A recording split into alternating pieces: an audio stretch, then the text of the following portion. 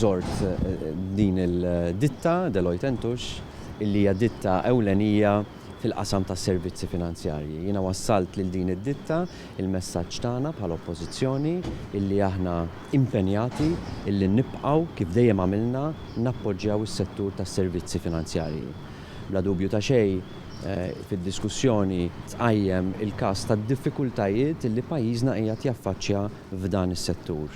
Id-diffikultajiet mhumiex ġejjin minn direzzjoni waħda, ġejjin minn direzzjonijiet differenti bħal pereżempju li bħalissa madwar id-dinja imma anki fl-Ewropa in partikolari qed tiżdied il-pressjoni biex ċentri ta' servizzi finanzjarji bħal tagħna ibidlu ir-regoli tagħhom. U Malta qiegħda tagħmel sew illi tiddefendi l-pożizzjoni tagħna.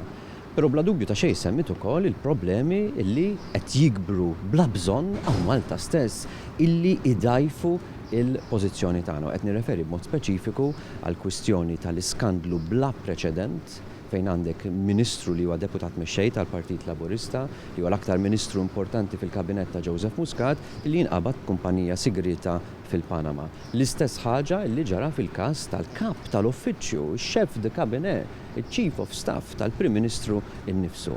U dan f'kuntest fejn nafu illi mhux żewġ kumpaniji hemm imma tlieta. U allura l-mistoqsija ovvja fuq fhom kulħadd hi ta' mini t-tielet kumpanija. Dan l-iskandlu qiegħed ikompli idajjef il-pożizzjoni ta' Malta u allura idajjef is-settur tas-servizzi finanzjarji li ma nistgħux naffordjaw illi nitilfuh. Allura l-appell tiegħi lill-Gvern huwa ċar.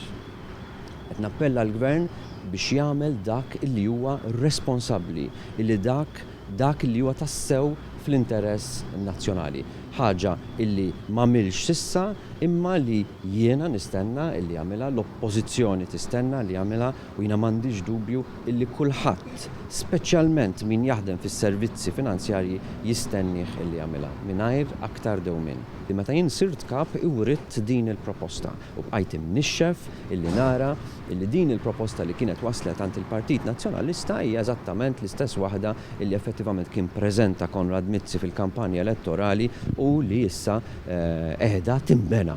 Turi allura li kien hemm ftehim fuq proġett bħal dan qabel l-elezzjoni ġenerali.